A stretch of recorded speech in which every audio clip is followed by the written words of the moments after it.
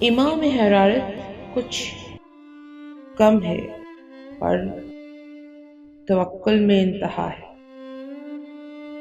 یہ جو چل رہا ہے کارواں، یہ کارواں تو کمال ہے۔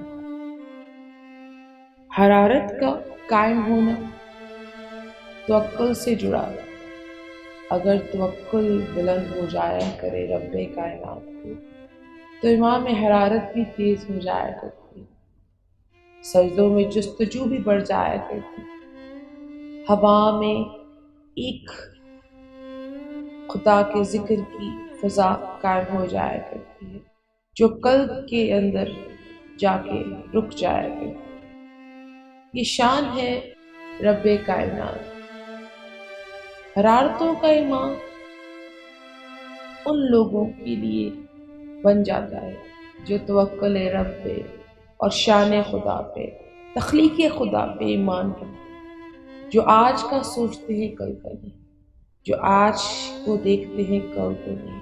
آج دیکھو کل کس نے دیکھی، کل تو کس کو ملے یہ معلوم نہیں، پر آج کا جو لمحہ ہے اس کو سجدہ سجود سے، اپنے رب کائنات سے، حرارت ایمان سے جوڑ کر ایک ایسی خوبصورت نماز ادا کر لو جس میں کائنات خدا ہم خطا کاروں بدکاروں کو معاف فرما دے۔ یہ حرارت ایمان تب آتی ہے جب رب کائنات سے توکل جڑ جایا کر، اور جوڑنے کے لیے صرف یقین کا کامل ہونا بہت ضروری ہے۔ اور یقین بھی تب کامل ہوتا ہے جب آپ کی عبادات میں، آپ کے فرائض میں اخلاص کا پودا اگنا شروع ہو جاتا ہے۔